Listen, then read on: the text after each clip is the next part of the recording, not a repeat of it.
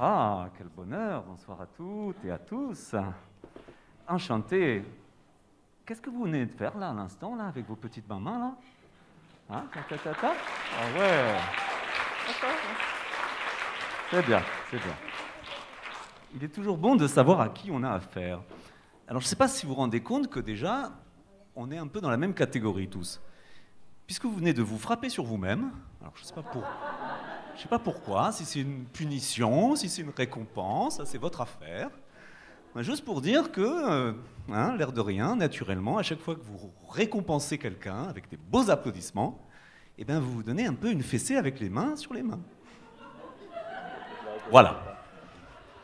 Comme ça, on est au courant. Alors effectivement, il y a ce qui m'a donné envie de venir en tant que créature, en tant que Crying Doctor, c'est la naissance de Joe Lala la semaine dernière, enfin le mois dernier. Et je me suis dit, bon, si on peut construire un personnage sur scène, on peut peut-être le déconstruire. Mais pas de la façon que vous croyez.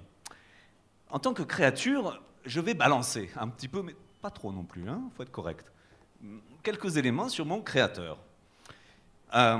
C'est vrai que c'est facile, une fois qu'on a de la superbe, des beaux vêtements, une notoriété, de faire un peu de flambée sur scène, là, en mode je vous aime, vous êtes beau, vous êtes belle. Mais d'où ça sort tout ça, hein, Ernst? Parce que si on est passé au pilori ou qu'on nous coupe la tête, hein, on finit comme lui, vous voyez? Je vous présente mon double, Ernst. Alors lui, par contre, il a beaucoup de charme aussi. Plus que moi. Alors je le dévoile, je fais un petit striptease de...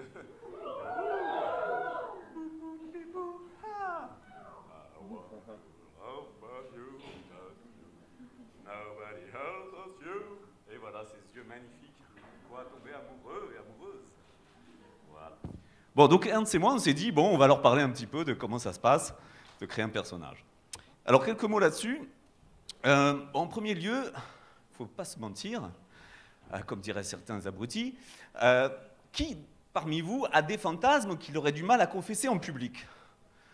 Qui a des idées terribles qu'il se dirait, si mon partenaire, ma partenaire le sait, il va frémir, il va me envoyer peut-être bouler en enfer. Retenez-vous, retenez vos petites mains, vous n'êtes pas obligé de lever, hein, je sais qu'il y en a plein qui démangent leurs bras en se disant « Non, retire-toi, il ne faut pas se montrer ». Eh bien mon créateur, c'était un peu ça l'idée. Hein. Il avait plein de fantasmes XBDSM. C'est quoi ça? C'est X, le sexe, vous connaissez un peu, hein, si vous êtes là. Peut-être vous êtes curieux, mais bienvenue, on va en parler. BDSM, ça veut dire bizarre. D'abord, surtout. Bon, évidemment, ça veut aussi dire bondage, hein, domination-soumission, sadomasochisme. Et donc, mon créateur, il n'était pas bien du tout, parce que figurez-vous qu'il avait dans la tête de belles valeurs. Donc, je vais vous parler un peu de lui. Alors pour faire simple, on va lui balancer plein d'étiquettes. Donc c'est un mec cisgenre blanc, à haut capital culturel et à lunettes, hein, qui se sont largement déformés, on a vu le résultat sur moi. Et mon petit créateur, eh ben, en fait, c'est un bon gars, il veut être gentil, hein, il veut adorer les femmes, respecter, être au service, mais de l'autre côté, autant il a cette envie, il adhère aux idées féministes, progressistes, mais de l'autre, quand il fantasme, il a envie de faire des choses pas très catholiques. Du genre transformer sa partenaire en objet sexuel, comme ça, au hasard, ou alors en suprême impératrice de l'univers, ou en métasalope des espaces intergalactiques, ou en Lolita intemporelle, ou en esclave, au service de Sa Majesté, le pervers. Bref, des choses, oulala, il ne faut pas en parler. Du coup, il va tout faire pour se soigner. Hein. Il va voir les psychanalystes, les psychothérapeutes, qui ne comprennent rien. Ils ne comprennent pas. Et puis, il rencontre un jour une équation qui va le sauver. Donc, c'est ça qu'on va voir un petit peu vite fait. N'est-ce pas, Ernst? Vous voyez, avec la télépathie, on peut faire des choses. Hein. Alors, l'équation, c'est la suivante. En fait, nos fantasmes, nos désirs, ils sont souvent violents. Ils sont souvent étranges, ils sont souvent inhabituels. Hein, se baigner tout nu dans une cascade glacée, dans la nature, c'est chelou. se rouler dans la confiture et le chocolat. Bon, hein, c'est pas très XBDSM, mais c'est quand même très bizarre. Et ces fantasmes, quand ils nous viennent, eh ben, on n'a pas choisi. C'est un peu comme les rêves, déjà. Il faut arrêter de s'identifier à son désir. Le désir, il vient, on l'a pas choisi, mais quand il vient, il est là, et par contre, c'est à nous d'être responsables, de savoir qu'est-ce qu'on peut bien en faire de cette affaire-là. D'accord? N'est-ce pas? Bon, on va le remettre au piquet, hein, parce que, oups, le pauvre. Voilà, sa chauvitude magnifique. Du coup, déjà, si on considère que nos fantasmes ne sont pas l'équivalent de notre identité, déjà, ça fait du bien, c'est comme nos rêves, ils viennent, ils vont, et puis, si on peut chevaucher dessus, eh ben, allons-y. Deuxième idée, on peut tous rentrer dans un espace fantasmagorique, comme le bon docteur vous le proposera, vous le verrez tout à l'heure en deuxième partie, dans lequel tout est possible, pour peu qu'il y ait un peu de protocole. Oui, ça colle. D'ailleurs, j'ai des colles, hein, au cas où je ne sais plus quoi dire. Alors, qu'est-ce que je devais dire? Oui, alors, le protocole. Oui. Des manières de faire, des façons de se mettre d'accord. Donc, tout ça, vous le connaissez par cœur, hein, le consentement et tout, mais plus que ça, c'est la question de l'adhésion, l'enthousiasme, le désir dans son étrangeté, son mystère, finalement. Hein. Un coup, il est là, on avait tout prévu, et puis quand on est sur scène, il n'y a plus de désir. Oh, mon Dieu, que va-t-il se passer? Et bien, dans ces cas-là, on peut faire des surprises. Hein, on n'est pas obligé de prendre des médicaments pour bander, et hop, voilà, on a une surprise, et puis tout va mieux. Parce que le désir, il va et vient, et qu'après tout, on n'est pas obligé d'être toujours aux formes. Hein, on le sait. Mais je m'égare, hein, vous allez me dire.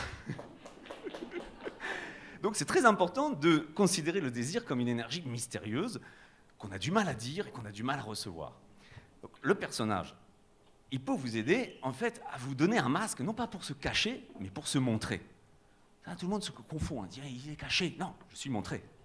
Et mon créateur, le jour, il s'est dit, c'est plus possible, je rends mes copines malheureuses, je les aime, elles sont fantastiques, mais j'ose pas parler. Il s'est dit, on va faire un short, alors vous le verrez tout à l'heure, le short, de mettre en scène cette affaire-là, de créer un espace de second degré, dans lequel on rentre et dans lequel on peut sortir en sécurité. Et c'est vrai que, comme Salvia le disait tout à l'heure, c'est pas simple hein, de s'avouer pendant toute une soirée Netflix qu'on aurait bien se dédoubler et puis faire des choses en secret. Hein.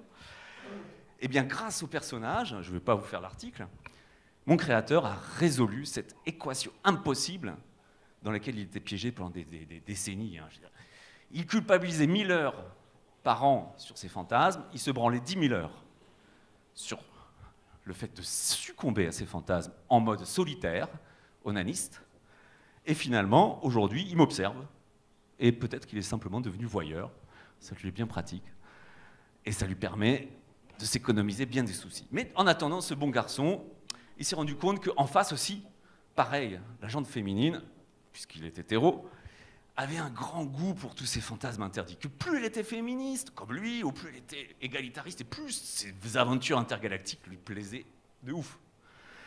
Du coup, une fois qu'on s'est mis un peu en mode camp de base, vous connaissez le camp de base?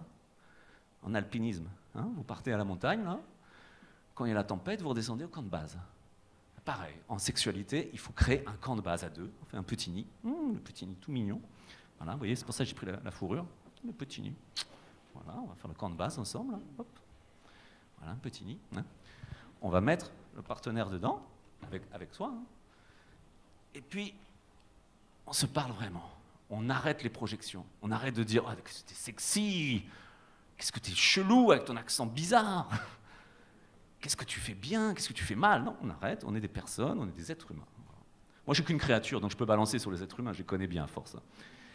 Une fois qu'on a créé le camp de base, alors on peut aller vers les cimes du 7e ciel, facile, on connaît, mais bon, il faut quand même déjà s'accrocher, avoir du matériel.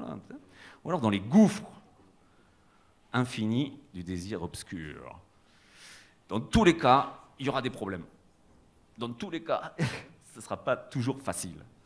Et quand on sait ça, hop, on revient dans le nid douillet où on existe en tant que personne ou personnage. Une fois qu'il a compris ça, eh bien, tout était résolu. Il a pu, vous voyez, hein, derrière, il y a une sorte de... C'est un peu aléatoire, hein, des situations invraisemblables. que moi, en tant que créature, maintenant que j'ai bien apprivoisé mon créateur, là, qu'il est en train de me regarder en mode « Oh, c'est bon, continue, vas-y, ouais, c'est vachement bien ce que tu fais », et ben voilà, tout est possible. Tous les fantasmes, toutes les réalisations, à des conditions que j'ai précisées. À partir de là, on a pu, on n'est pas les seuls, hein, je ne suis pas le premier, je ne suis pas le dernier, se dire « Bon, ok, dans quel monde on va hein, dans quel monde on va? Est-ce qu'on va dans un monde futuriste, passé? Est-ce que je vous embarque dans un vortex dans lequel vous avez mis vos petits checklists BDSM pour savoir ce que vous aimez, ce que vous n'aimez pas? Est-ce qu'on va aller plutôt en arrière, dans des endroits un peu compliqués pour les dépasser, ainsi de suite. Ouais, oui, j'embarque tout cela, hein. C'est super agréable. J'adore faire ça. Moi, je m'hypnotise moi-même, et puis après, j'endors mon créateur, il sait plus ce que je fais. Après, il a des blackouts, mon créateur, et puis après, je le réveille, je lui montre les photos, il est là, ah bon, j'ai fait ça, non, non, c'est pas moi, non, c'est bon, c'est Dr Senzo. Hein, il s'est bien soigné, le Dr Senzo. Hein. Je peux tous vous soigner quand vous voulez, en sachant qu'on n'est pas malade, on est juste humain. Hein, c'est ça le point important. Voilà. Bien, alors... Sur ce, mes chers amis, on va se retrouver tout à l'heure dans ma clinique, parce que j'ai inventé quand même un protocole un peu plus subtil que ces blablateries généralistes. Et puis, on verra ce qui se passe dans la clinique du Dr Senzo, pour les impatientes et les impatients qui oseront les pré-diagnostics, les diagnostics, les traitements, la guérison définitive ou temporaire, et ainsi de suite. Donc rendez-vous dans la deuxième séquence tout à l'heure, et faites-vous bien mal, parce que je sens que je vais en jouir directement quand vous allez m'applaudir. À tout à l'heure, les amours.